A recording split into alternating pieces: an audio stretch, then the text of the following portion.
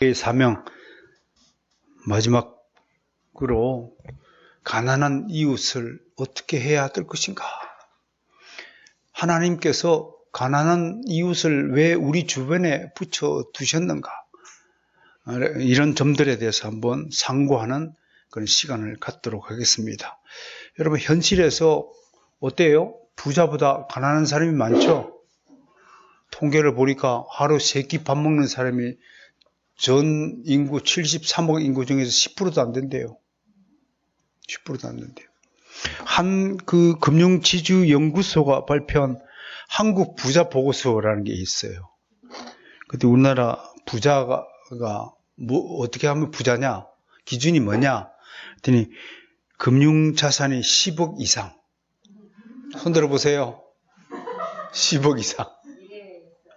미래. 그러고 이게 우리나라에 몇만 명이냐면 0.5%래요. 0.5%가 24만 2천 명이 있대요.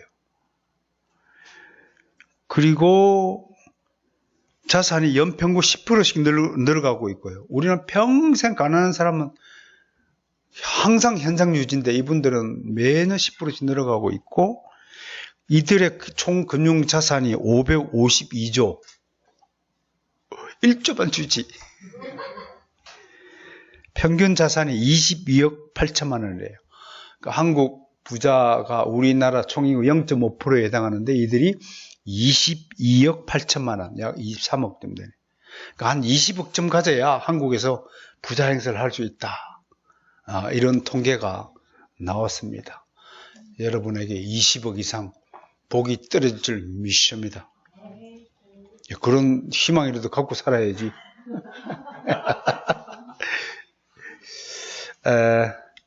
가난하다는 것. 사실은 뭐 부자 되고 가난한 것은 그리스도인들에게 별반 중요한 문제가 아니에요. 그러나 가난하다는 것은 세상 사람들에게는 불편하고요.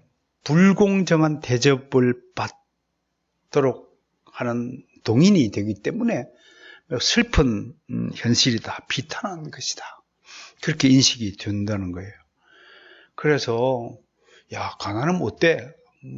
가난해도 성경은 떳떳하게 살면 된다라고 가르친다. 이런 이야기하면 아주 코웃음을 치고 성경의 교훈대로 살자면 틀림없이 거지 쪽박을 찰 것이다 하고 비아냥 그린다고 하는 게 세태입니다. 성경은 더 이상 세상 사람들에게 진리의 길잡이가 되지 못합니다. 특히 한국 사회에서 가난한 집안의 아이들은 주눅이 들어가지고 기도 못 펴고 산다고 합니다. 한 아이가 오늘 아빠한테 와가지고 대뜸 질문을 던집니다. 아빠, 우리는 무슨 수저야? 묻더랍니다. 아빠는 드디어 속으로 올 것이 왔구나. 겨우 한다는 말이, 사람은 수저로 평가하는 게 아니고, 인생은 숨을 쉬는 것만 행복한 존재란다. 가르쳤는데 애가 흥치뽕! 그리고 아빠를 놀리고 가더라는 것이 현실이라는. 이게 현실입니다. 수저라는 게 뭐예요? 보이지 않는 계급이에요. 옛날엔 조선시대만 하더라도 양반, 쌍놈 이래가지고 신분으로 만들어서 수저라는 계급 사회를 만들었지만 요즘은 돈이 있느냐 없느냐로 계급이 완전히 갈려지고 있어요. 그러니까 나머지 0.5%를 제외하고는 다 가난한 사람이에요. 부자들 입장에서 0.5%의 입장에서 나머지 99.5%를 바라보는 시선들이 영 다른 거예요. 이분들은 99.5%가 뭐라고 여겨지냐면 우리 하인처럼 우리가 시키면 시킨 대로 하는 우리가 부리는 종들이다. 그렇게 생각을 한다는 거예요. 그러니까 과거에 신분이 계급에 있다면 지금은 경제력의 차이가 계급이에요. 애들도 너 몇 평짜리 살아? 이걸 가지고 기준으로 삼는데요. 그만큼 세상이 타락했다는 거예요. 부동산을 소유한 사람과 소유하지 못한 사람으로 나뉘어지는 거예요. 요즘 부동산 열풍이 끌고 도무지 부자가 될 길이 한국 사회에서 보이지 않으니까 이제 선택한 방식이 젊은 사람들이 뭐예요? 영혼까지 끌어모아서 투기를 해서 1억 천금을 하지 않고는 기회가 없다. 이래서 그걸 영끌이라고 한다며요. 영끌, 영혼까지 끌어, 대출금 다 끌어모아가지고. 그래갖고 완전히 망하면 무슨 일을 벌입니까? 죽는 거예요, 그냥. 죽으면 되지. 이게 젊은 층의 기본적인 사고 패턴이라는 거예요. 인생은 한 방이다, 이래가지고. 인생 한 방 아니에요. 만방도 아니에요. 인생은 그런데 좌지우지 되는 것이 인생이 아니에요. 그런데 이런 가치관이 전 한국인들 머릿속에 특히 젊은이들 가치관으로 깊이 배어 있다는 거예요. 이런 가치관 한마디로 뭐 청년들의 아우성이지만 분명히 말씀을 드리는 것은 성경적 가치관이 절대로 아니다. 그럼에도 저는 우리 한국 사회 청년들이 매우 불쌍하고 염려가 돼요. 통계를 내가 하나 소개해 볼게요. 청년들의 지금 현재 처지가 뭐냐면 2017년 통계예요. 지금부터 한 3, 4년 전 통계인데 경력 3년 이하의 사회 초년생 중 47%가 학자금 대출 갚느라고 월급의 절반을 쓴대요. 참, 좀 뭐라 그럴까?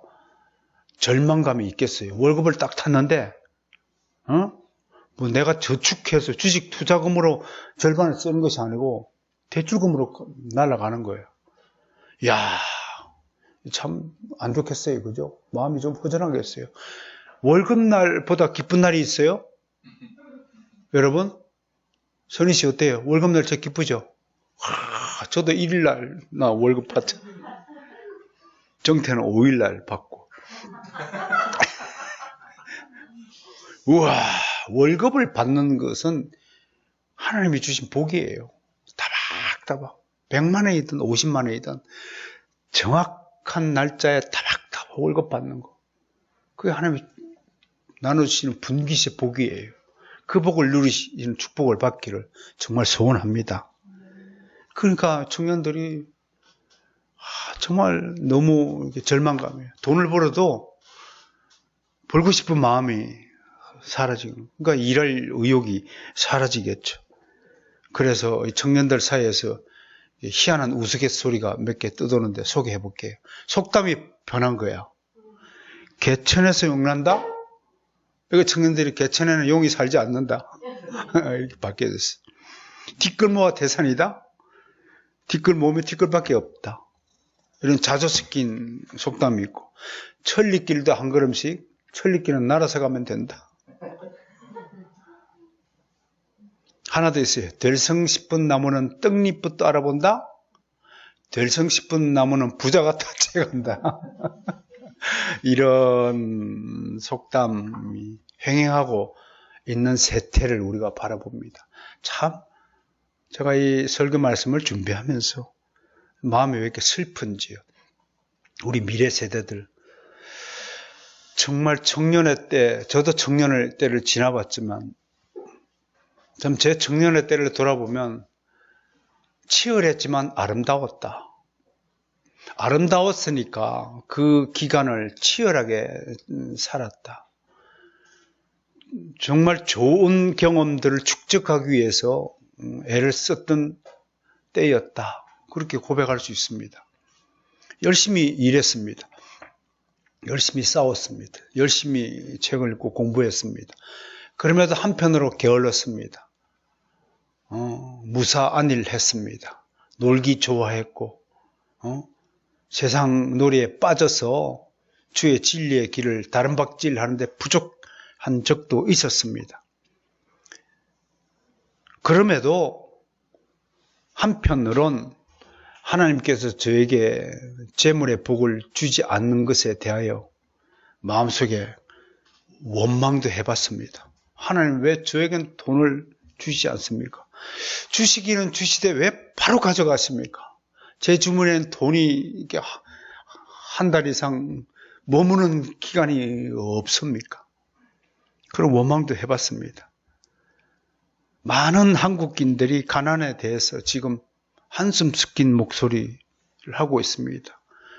또 델타 바이러스가 기승을 부린다고 하니까 내일부터 이제 오후 10시 이후에는 2명 이상 모이지 못하고 10시 이후에 장사도 못하고 하니까 자영업자들의 한숨 소리가 큰 소리가 들립니다. 우리는 언제 이 가난을 벗어날 수 있을까? 우리 청년들은 언제 내가 알맞은 직장을 구할 수 있을까? 별 수단을 다 해봅니다. 더 충격적인 것은 어떤 한 교회 집사님이 SNS에 이런 글을 올려놓은 것을 봤습니다. 내가 배가 고픈데 남을 배려할 여유가 있을까? 내가 살기 힘들어 죽겠는데 다른 일을 보살피겠다고 고백할 수 있을까? 그리스도인이지만 나는 솔직히 그럴 자신이 없다. 이런 고백을 하는 거예요. 교회에 아주 20, 30년 된 신앙인이 이런 고백을 하고 있어요. 이런 세태에서 모두가 부자 되기 위해서 발버둥 치기 시작하고 있습니다. 그 애벌레라는 그 동화 아세요? 애벌레가 막 그 기둥을 타고 올라가잖아요. 수많은 애벌레들이 그 기둥을 타고 올라가요. 올라가면 꼭대기가 뭐가 있어요? 아무것도 없어요. 추락하는 애벌레만 있는 거. 올라갔다가 헛방 추락하는 거. 모두가 그 헛된 욕망의 기둥을 지금 타고 올라가고 있다. 보는 것이에요. 그럼에도 사람들의 머릿속은 여전히 부자 되기를 꿈꾸고 있어요. 죽을 때까지, 죽는 순간까지 부자의 꿈을 버리지 못하고. 그러니까 인간이 얼마나 정말 불쌍한 존재인가. 혹여 이 가운데에서 그래도 양심적인 사람은 부자는 못했더라도 중산층으로 살고 싶다. 소소한 행복을 누리며 살고 싶은 그 소박한 소망을 가진 층이 있어요. 그걸 우리가 중산층이라고 말합니다. 소확행, 소소하고 확실한 행복을 누리고 싶다. 부자는 아니더라도 내 사랑하는 아내와 딸과 아들과 가족들끼리 옹기종기 모여서 살고 싶다라는 생각을 지금 가지고 있다고 합니다. 근데 중산층이 뭐냐? OECD가 마련한 중산층의 기준이 있더래요. 그래서 제가 한번 소개해 볼게요. 첫 번째, 일정한 소득을 가진 사람. 이게 중산층이에요. 그러니까 일정한 소득이 없는 사람은 하층민이야. 그러니까 나는 일단 중산층이야. 일정한 소득을 가진 사람. 두 번째, 주말에 가족과 함께 캠핑을 갈 수 있는 사람. 요새 주말 농장 다니니까 그것도 캠핑이라 치면 중산층이야? 취미 생활을 할 수 있는 거. 이것도 괜찮아요. 다룰 줄 아는 악기가 있어야 된대요. 한번 봅시다. 여러분. 선희 씨 악기 뭐 다뤄요? 중산층 아니야? 그래. 장 교수님 뭐 다루세요? 악기 다루는 중산층. 그래요? 저는 그렇게 한가한 생각인지 모르지만 피아노를 지금도 배우고 싶어요. 기타는 잘 치는데 피아노를 좀 배우고 싶어요. 그 다음에 페어플레이를 해야 된대요. 언제 어디서나 질서를 지키고 법을 지키고 이런 페어플레이를 해야 돼요. 그 다음에 부담 없이 가족과 외식할 수 있어야 되고요. 친구들과 함께 모여 파티할 수 있는 수준이면 중산층이다. 어때요, 여러분? 중산층에 들기도 하고 안 들기도 하고 임금 같기도 하고 아닌 것 같기도 하고. 그러면 우리는 중하층민이다. 난 그렇게 결론을 내렸어요. 나는 OECD 기준에 따르면 중하층 계급에 속한다. 그렇게 평가를 해봅니다. 여러분, 어찌됐든 저는 가난을 지독하게 겪어본 사람 중에 한 사람으로서 이미 그 판자촌, 쌍문동 판자촌 집에서 어린 시절을 보내면서 그래도 하나님이 저에게 튼튼한 육신의 건강을 주셔서 오만 가지 험한 일을 다 겪고 직업을 가져보고 30몇 개의 직업을 가지면서 일을 하면서도 제가 건강을 잃지 않고 이런 모습을 가진 것은 정말 하나님의 은혜라고 생각합니다. 그러나 제가 겪어본 가난은 지독히 무서운 대상이었습니다. 가난하다는 것은 내게 주어진 마치 운명의 덫처럼 여겨지던 때가 있었습니다. 그 쌍문동 판자촌 집을, 한밭집을 문을 고개 들고 들어갈 수 없는 그 집에는 항상 속이고 들어가야 될 집을 들어갈 때마다 그 깊은 어둠의 동굴 속으로 들어가는 그 느낌을 여러분 아십니까? 그러나 저는 열심히 일했습니다. 열심히 공부했습니다. 저는 우리 선생님이 만난 무한불성이라는 이 사자성어를 기억합니다. 땀 흘림 없이는 이룰 수 있는 것이 아무것도 없다는 이 진리의 말씀을 저는 굳게 믿습니다. 그 누구도 제가 보기엔 한 사람도 가난하게 살려고 하지 않습니다. 그러나 가난을 벗어나기 위해서 열심히 땀 흘리는 사람은 0.1%도 안 돼 보입니다. 저는 가끔씩 북한산 정상을, 산 정상에 오르기를 좋아했습니다. 제가 기억하기로는 30번도 넘게 올라갔습니다. 그 정상에 오르는 과정을 통해서 저는 제 자신을 단련하기를 원했습니다. 그런데 수많은 사람이 10,000명, 20,000명에 가까운 사람이 북한산을 들리지만 정상에 오르는 사람은 제가 보더라도 20-30만 밖에 안 됩니다. 정상에 오르지 않습니다. 그냥 북한산에 왔다 간 것으로서 자족하는 사람들이 대부분입니다. 그러니까 저는 진리의 말씀 믿습니다. 끝까지 정상에 서고다 애쓰는 사람만이 성공을 한다는 것입니다. 가난은 무서운 대상입니다. 그런데 우리 가운데 가난을 잘못 생각하는 사람이 있습니다. 가난이 마치 죄악처럼 여기는 사람들이 있습니다. 그리스도인 중에도 가난한 사람을 일러서 저주받았기 때문에 가난하다라고 생각하는 사람들이 있는데 이건 천만의 말씀이에요. 정말 잘못된 생각이라는 것입니다. 가난은 절대로 죄가 아닙니다. 불편하고 무서운 대상이지만 죄 자체가 아닙니다. 동시에 가난은 운명도 아닙니다. 우리 힘으로 얼마든지 가난을 벗어날 길이 있음을 하나님께서 다 예배하시고 준비하셨습니다. 성경은 가난을 칭송하지는 않지만 성실한 가난이 패역한 부유보다 낫다. 오히려 가난할수록 하나님에 대한 태도가 더 절실하다고 강조했습니다. 배부른 자는 하나님을 찾지 않지만 배고픈 자는 하나님을 찾게 되어 있습니다. 이런 점에서 보면 오히려 가난한 사람이 훨씬 하나님의 복을 더 받을 가능성이 많다. 가난 것 자체가 하나님의 복을 받는 통로는 아니지만 가난에 처할수록 하나님을 더 간절히 찾는다면 그는 하나님의 복을 더 받은 사람이다. 오늘 소개한 잠언서 18장 23절 19장 1절 말씀. 먼저 19장 1절을 먼저 소개합니다. 가난하여도 성실하게 행하는 자는 입술이 패역하고 미련한 자보다 나으니라. 18장 23절에서 이렇게 얘기하고 있어요. 가난한 자는 간절한 말로 구하여도 부자는 엄한 말로 대답하느니라.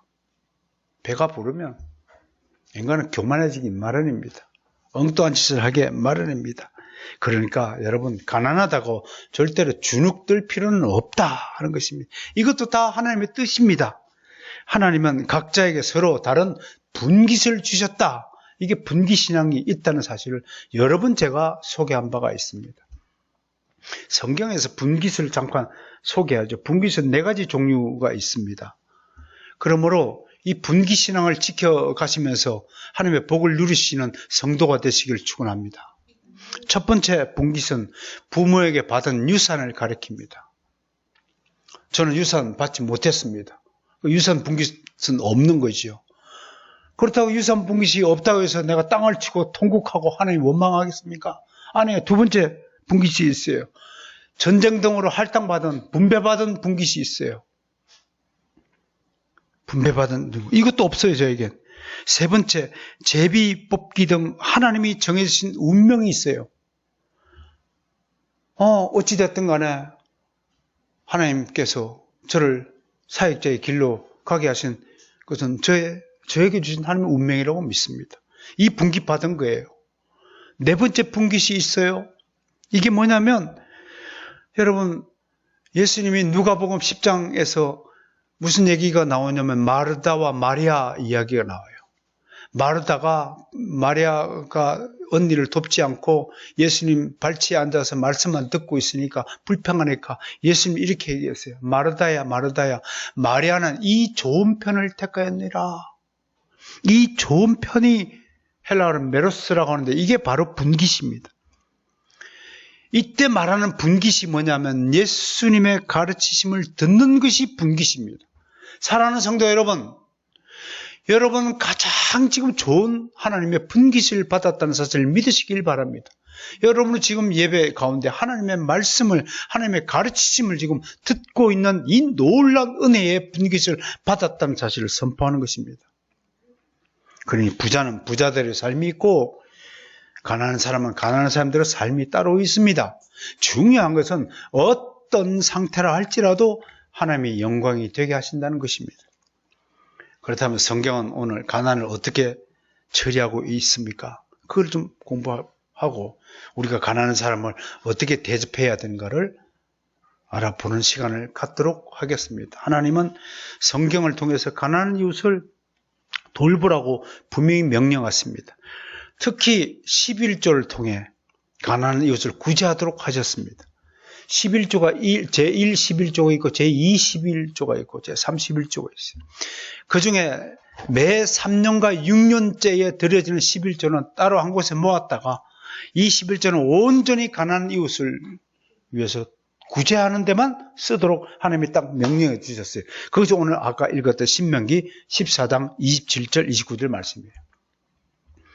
여기 첫 번째 구제의 대상이 누구냐? 잘 들었어요. 11조 구제 헌금으로 바친 11조의 첫 번째가 뭐냐면 레위인이에요. 왜? 레위인은 성전의 일을 돌보느라고 세상 직업을 갖지 못하잖아요. 온전히 말씀과 기도에 전무하는 목회자들이 세상 직업을 갖지 못하니까 이분들의 생계비를 돕는 것이 구제 헌금의 첫 번째 사용이에요. 그러니까 다른 말로 하면 이 세상에서 제일 가난한 사람이 누구냐면 레위족이에요. 구약시대 때. 오늘날로 치면 제일 가난한 사람이 누구냐면 말을 안 해도 이런 사람이 가장 가난하다 이렇게 보는 거예요. 그 성경이 그렇게 제일 먼저 도와주라고 하는 거예요. 저 수영 씨가 맨날 반찬 해주는 거 날 구제 헌금 내는 거예요. 그 반찬 가지고 일주일 내내 수영 씨가 준 반찬 가지고 우리 먹어요. 너무 감사한 것이 진짜 반찬 걱정하고 이제 않도록 하는 것도 얼마나 큰 도움인지 몰라요. 정말로 진심으로 다시 한번 감사를 드려요. 두 번째 도와주는 게 뭐예요? 오늘 신명기 14장 27절 29절 했어요. 레위인과 내 성읍에 거류하는 객이에요. 나그네. 이게 누굴까요? 아마 오늘날로 치면 우리 교회에 한번 예배하러 오시는 분들이나 또 선교사로 갔다가 잠시 국내에 머무르신 분들이나 아무튼 복음 전하는 사역자들 이런 분들을 돌봐야 되고 그 다음에 고아, 그 다음에 과부들 아무튼 연약하고 가난한 찢어지게 가난한 사람들을 도우라고 이런 구제 11조를 별도로 드리는 겁니다. 우리 교회도 구제 헌금을 따로 들여서 모아서 시행하고 있다는 사실을 자랑스럽게 여깁니다. 성경적이기 때문에 그렇습니다. 그러니까 이 11조는 일체의 다른 용도에 쓰지 못하도록 하는 것이라는 사실입니다. 오늘날 사회보장 같은 기금으로 한 곳에 모았다가 필요가 발생 시 사용하도록 되어 있습니다. 종교개혁 당시에 칼빈 목사님이 바로 이 신명기의 가르침에 따라서 칼빈 목사님이 제네바에 있다는 소리를 들으니까 프랑스에서 막 새로운 종교개혁, 새로운 개신교, 새로운 신앙을 찾아서 진실한 신앙을 찾아서 난민들이 몰려오기 시작했어요. 칼빈 목사님이 제네바에 갔을 때 4천여 명밖에 안 된 인구가 막 갑자기 2만여 명으로 폭발적으로 늘어가기 시작했어요. 근데 문제는 난민들이 신앙의 핍박을 피해서 넘어올 때, 스위스로 넘어올 때에 뭐 가지고 넘어왔겠어요? 다 빈손이에요. 그냥 의복 보따리 몇 개 싸들고 온 그들을 뭘로 먹여요? 그러니까 칼빈이 쓴 한 뭐 800 몇 통의 편지 내용의 절반은요, 무슨 내용이냐면, 친구야, 돈 좀 주라. 그래서 이들을 돕기 위해서 만든 것이 프랑스 난민 구호 기금이라는 것을 만들었어요. 이것이 구제 시스템의 첫 출발입니다. 이 난민 구호 기금이 나중에 뭘로 발전하냐면 제너럴 하스피탈로 발전합니다. 요즘 말로 하면 이제 복지병원 좀 되겠죠. 그래서 기독교 우리 교단들이 곳곳에다가 도시마다 병원을 세우는 겁니다. 광주에 가도 그 병원이 있죠. 기독교 병원이 있고, 부산에 가도 복지병원이 있고, 뭐 이런 병원을 세우게 된 것이 이런 그 역사적인 배경을 가지고 있다고 하는 겁니다. 아무튼 교회가 하는 일 중에서 중요한 일이 구제하는 일이다. 그렇게 소개를 하는 겁니다. 실제로 이스라엘 역사에서는 대부분 레위인과 제사장들이 생활이 어려워서 성전을 떠나 생계를 위해 방황하고 배회하였다고 합니다. 왜요? 11조를 성실히 내야 이분들이 먹고 사는데, 그 요즘처럼 11조를 내도 되고 안 내도 되고 뭐 이상한 주장하는 사람들은 한마디로 얘기하면 성전, 하나님의 성전을 지키고 일하는 사람들 굶어 죽으라는 얘기예요.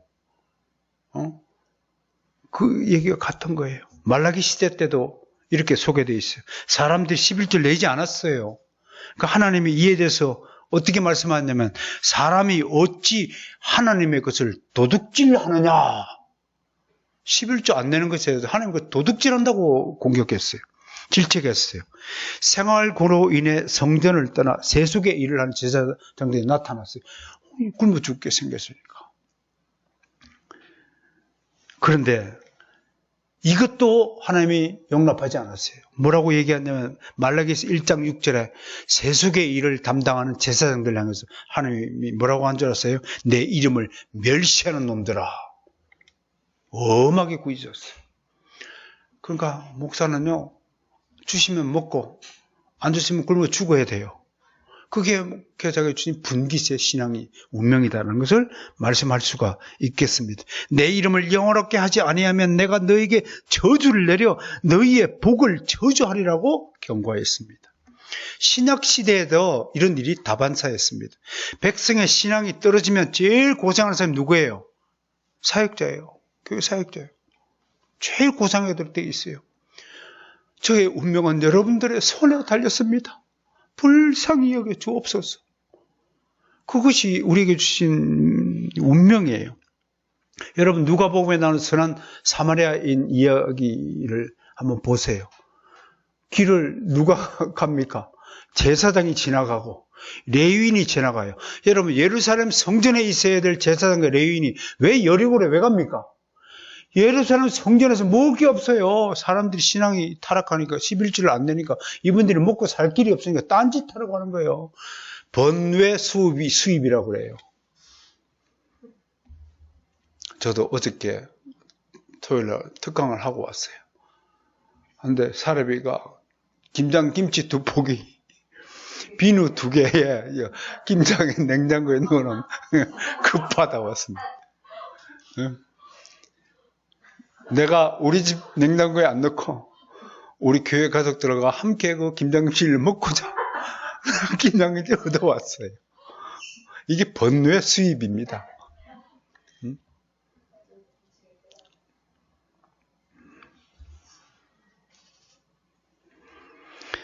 가난에 대해서 아까 조금 더 소개했다시피 칼빈의 가르침에 귀를 기울일 필요가 있습니다. 그는 기독교 강의 1권 특별 섭리에 대한 가르침을 통해서 좋은 지침과 교훈을 내렸습니다. 칼빈은 세상의 모든 일을 실질적으로 지배하는 하나님의 섭리를 이야기하면서 이렇게 합니다. 날이면 날마다, 달이면 달마다, 해마다 하나님의 섭리는 동일한 과정을 계속 반복하는 법칙을 가지고 있다. 우리 주일 예배도 마찬가지죠. 그죠? 매주 꼭 같은 예배를, 동일한 예배를 반복하는 과정을, 법칙을 가지고 있다. 그러나 여기 중요해요. 때때로 굉장한 열기가 밀려와서 곡식을 마르게 하고, 어떤 때는 엄청난 비를 쏟아지게 해서 곡식을 해치게 하고, 갑작스럽게 우박과 폭풍으로서 재난을 당하게 하시기도 하는 하나님의 섭리가 있다 이겁니다. 그럼 곡식이 죽느냐? 아니올시다.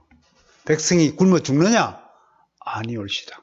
하나님은 이때에 이 험악한 상황 속에서도 언제나 당신의 백성들은 끝까지 지키고 보호하신다는 것이 성경의 가르침인 것입니다.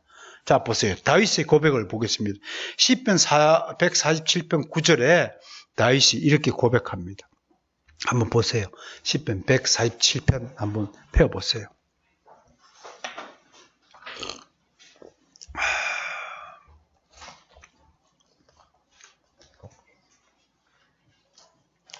(147편) 9절입니다.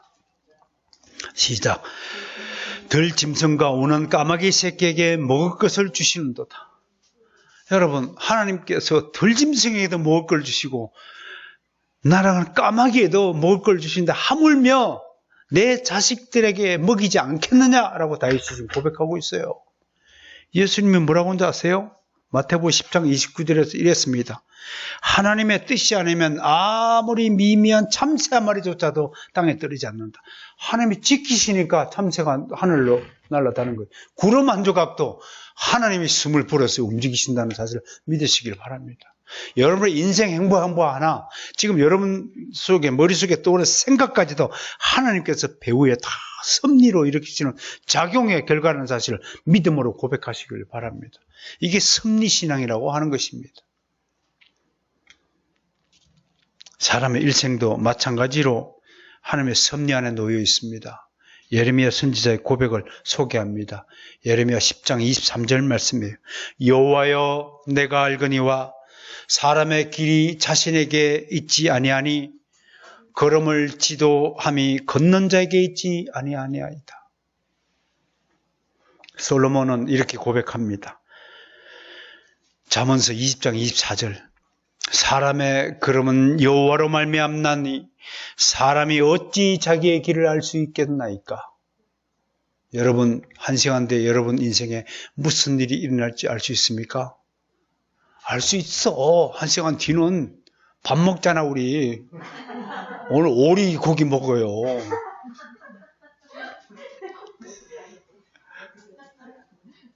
내일 아침에 무슨 일이 날까요? 알 수 있어요. 저는 내일 아침에 일찍 일어나자마자 바로 또 기도할 거예요. 기도하는 제 모습을 발견하게 됩니다.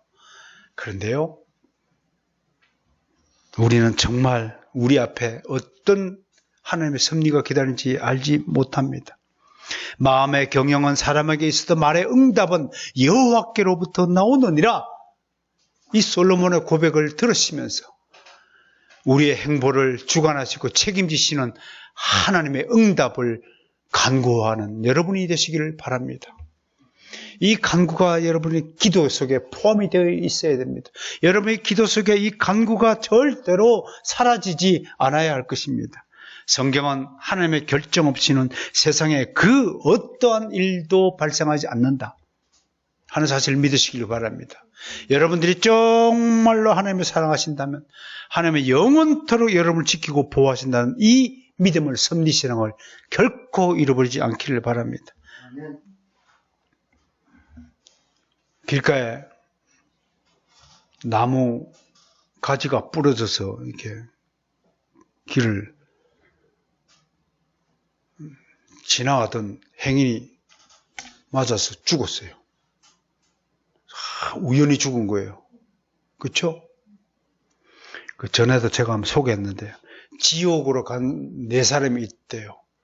그래서 이제 세상 사람들은 옥황상제를 하나요? 그 이제 신문을 하는 거예요. 너는 왜 죽었냐? 남편과 부부가 죽었어요. 남편이 내 아내가 불륜하는 현장을 급습해서 아내를 칼로 찔러 죽였습니다. 간통 나면 어떻게 저도 남편한테 걸려가고 죽었습니다. 그래. 근데 네 번째 사람이 있어. 너 왜 죽었냐? 모르겠어요. 지나가는데 냉장고가 떨어져서 죽었어요. 불륜한 남자가 급한 김에 냉장고 속으로 숨었는데 그걸 집어 던져가지고 죽었는데 길 지나가는 사람이 엉뚱하게 그 냉장고에 맞아서 죽은 거예요. 그런 네 사람이 있었다고 하는 겁니다. 그 냉장고에 맞아 죽은 사람 입장에서는 정말 우연히 냉장고에 맞아 죽었어요. 길을 지나가던 사람이 나뭇가지에 걸려가고 죽은 것은 우연히 죽은 것입니다. 그러나 결코 성경은 그것이 우연한 죽음이라고 말하지 않아요. 하나님의 섭리의 결과라고 얘기하는 겁니다. 제비를 뽑는 일도 마찬가지예요. 사람의 손으로 제비를 뽑는 것 같지만 그 결과를 결정하시는 분은 하나님이라는 사실을 우리 성경을 통해서 이미 배웠습니다. 우연의 탓으로 볼 수밖에 없는 것조차도 하나님 자신에게서 비롯된다는 것임을 가르치는 것입니다. 성경 잠언 16장 33절은 분명히 이렇게 말씀하고 있습니다. 제비는 사람이 뽑으나 모든 일을 작정하시는 여호와께 있느니라. 할렐루야. 그러니 여러분이 부자 되건 가난하건 그것은 나의 결정이 아니라 하나님이 내게 지금 분기세의 결과라는 사실을, 섭리적 결과라는 사실을 믿으시길 바랍니다. 그러면 이건 슬퍼할 일도 아니고 기뻐할 일도 아닙니다. 부자는 부자대로 하나님을 믿고 하나님의 그 사명을 성취하면 될 일이고, 가난하면 가난한 대로 하나님을 기뻐하고 하나님을 영화롭게 하는 인생이 되면 되는 것입니다. 도무지 우리는 하나님 믿음 안에서 부자와 가난뱅이가 도무지 차이가 없다는 사실을 성경이 분명히 말씀하고 있습니다. 자, 오늘 결론 짓습니다. 결국 하나님의 모든 섭리는 주의 택한 백성들을 사랑하고 아끼고 돌보시는 것에 집중됩니다. 부자라고 안 아끼고 가난한 사람이라고 더 아끼는 그런 게 아닙니다. 하나님의 백성이냐 아니냐에 따라서 기준이 갈리는 것입니다. 모든 자연과 모든 세상사가 하나도 빠짐없이 택한 백성의 구원과 삶을 위해 예비되고 일어난다는 사실을 믿으시길 바랍니다. 우리가 하나님께 11조를 드리는 것도 하나님을 위한 일이지만, 그렇다고 하나님이 무엇이 부족하여서 우리 손으로 드리는 11조를 받으시고다 의도하신 것이 아닙니다. 11조를 드리는 최종 목적은 가난한 이웃을 구제하는 일입니다. 이웃을 구제하는 일이 이웃을 사랑하는 첫걸음입니다. 그러므로 인색한 손을 가지고 사랑한다고 고백하는 것은 위선입니다. 내게 가진 것을 베풀기를 아깝게 생각한다면 여러분들이 먼저 아깝지 않은 마음을 들게 해달라고 기도해야 될 것입니다. 오늘 소개한 잠언서와 사도 바울의 가르침을 다시 한번 읽어드립니다. 함께 읽을까요? 잠언서 11장 25절. 구제를 좋아하는 자는 풍족하여 질 것이요 남을 윤택하는 자는 자기도 윤택하여 지리라. 가난한 사람을 학대하는 자는 그를 지으신 이를 멸시하는 것이요 궁핍한 사람을 불쌍히 여기는 자는 주를 공경하는 자니라. 선을 행하고 선한 사업을 많이 하고 나누어 주기를 좋아하며 너그러운 자가 되게 하라.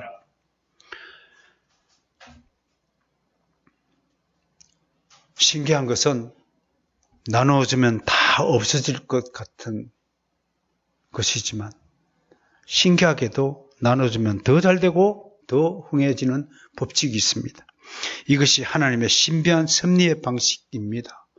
나누기 싫어하고 베푸는 것이 아까운 마음이 드는 것을 스스로 경계하라고 우리 청교도 토마스 바서는 가르치고 있습니다.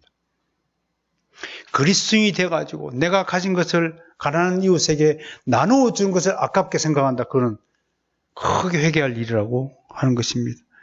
그럼에도 불구하고 오늘 저는 구제 또한 성경을 통해서 하나님이 마련해 주신 나눔의 법칙에 따라서 구제를 해야 한다는 것을 마지막으로 정리해 드립니다. 첫째, 11조를 드리되 정해진 법칙에 따라 드리기를 바랍니다.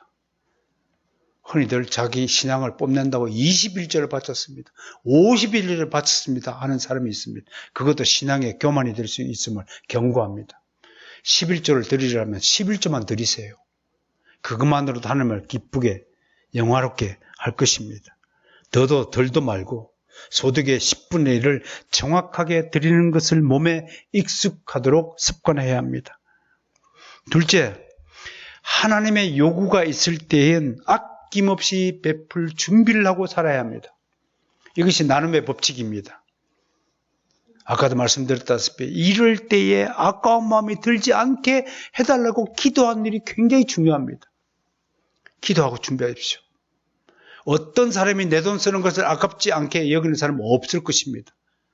그러나 그것이 신앙을, 나의 믿음을 능가할 수는 없습니다. 신앙 안에서 하나님께서 요구하실 때 기꺼이 하나님께 내어놓을 수 있는 마음의 준비를 늘 하고 살아야 하는 것이 그리스도의 운명이다 라는 것을 말씀을 드립니다. 인간의 마음은 연약하고 부패하고 순식간에 미혹의 길에 들어서고 맙니다. 어저께 특강하면서 제가 몸이 원하는 것이 우리 믿음을 수천 배 능가한다고 제가 강조했습니다. 우리가 예수 그리스도를 믿는다고 고백하면서도 실제 생활에서 실패하는 까닭이 뭔 줄 아세요? 몸 때문에 그랬어요. 이게 육신의 정욕이라고 사도 바울은 정의하는 거예요. 몸이 얼마나 간절히 원하는 게 많아요. 술 먹는 사람이 술을 왜 못 끊어요? 몸이 원해서 그래요. 그러니까 여러분들이 신앙생활에서 승리하느냐 실패하느냐는 여러분들이 몸이 원하는 것을 믿음으로 얼마나 그걸 자제하고 절제하는 데 달려 있습니다. 갈라디아서 5장 22절 성령의 은사 중에 마지막 열매가 무엇입니까? 셀프 컨트롤, 절제입니다. 그 절제가 무엇을 절제하는 겁니까? 하나님을 믿는 믿음을 절제해야 됩니까? 아닙니다. 여러분의 몸이 원하는 것을 절제해야 됩니다. 좀 더 자자, 좀 더 자자. 게으른 자는 늘 몸을 쉽게 편안하게 누이려고 합니다. 아이들이 왜 공부하지 않으려고 해요? 몸이 편안하기를 원하기 때문에 공부하기를 싫어하는 겁니다. 공부를 열심히 책상 앞에 하는 것은 몸이 힘들거든요. 여러분 왜 열심히 일하지 않으려고 해요? 몸이 싫어하겠어 열심히 일하지 않아요. 왜 돈을 열심히 안 벌어요? 몸이 열심히 돈 벌기 싫어한다니까요. 인간의 탐욕은 한 방에 1억 천금을 노리는 꿈을 지금도 꾸고 있단 말이에요. 바로 그 사람이 오늘 성경을 통해서 바로 그 사람이 하나님의 저주를 받은 사람이라는 것입니다. 하나님은 따박따박 정인 날짜 열심히 땀 흘려서 소득을 올리라고 가르치고 있는 것입니다. 다행스럽게 우리 교회 성도들은 정말 평소에 한 주간 동안 열심히 일하는 줄로 믿습니다. 정말 감사를 드립니다. 마지막 나눔의 법칙이 있습니다. 그것은 먼저 사랑입니다. 사랑은 먼저 손을 내미는 것입니다. 세상에는 내일이 사랑이니 올리 사랑이니 하지만 성경을 통해서 가르쳐 주신 하나님의 사랑 딱 두 가지 사랑에 따라 삽시다. 먼저 사랑, 더욱 사랑. 이 두 가지 사랑이 성경적 사랑입니다. 먼저 인사하세요. 먼저 안부를 물어주세요. 먼저 이웃에게 다가서 What can I do for you? May I help you? 왜 미국인들이 그 입에 붙었잖아요. 뭐 좀 도와드릴까요? 제가 도와드릴 일이 있나요? 먼저 물은 거예요. 왜? 그래도 아무리 미국 사회가 세속주의를 빠지고 흔들린다 하더라도 그 밑바닥에는 기독교 가치관과 기독교 문화가 깔려 있다면 신앙이 깔려 있단 말이에요. 그러니까 가난하고 불쌍한 처지에 놓인 이웃을 그냥 스쳐 지나가지 않고 도와드릴 일 있나요? 여러분 뉴욕 맨하탄 가가지고 잠시 한번 우물쭈물 이렇게 두리번거려 보십시오. 어느새 옆 사람이 와갖고 무엇을 찾고 있나요? 그런 사람을 만나게 될 것입니다. 아직까지는요. 아직까지 미국은 그래요. 여러분 이웃을 사랑한다는 것은 이웃의 형편을 먼저 찾아보고 돌아보는 것이 먼저 사랑의 법칙이라는 것입니다. 관심을 가지고 밝은 웃음을 맞아왔어요. 헬로 지나가면서 처음 보는데 우리는 헬라고 미쳤냐, 이게 한국 사회, 기독교 문화를 더 갈고 닦아야 될 한국 사회의 풍습이라는 사실을 생각을 합니다.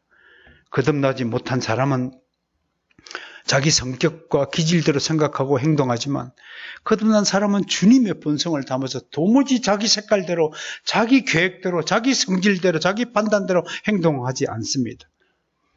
내성적인 사람이 거듭나기 전까지 쑥스러워서 도무지 말 한마디 하지 못한 사람이 거듭난 뒤에 갑자기 다른 사람과 막 즐겁게 대화하고 인사한 법을 목격하게 됩니다. 왜?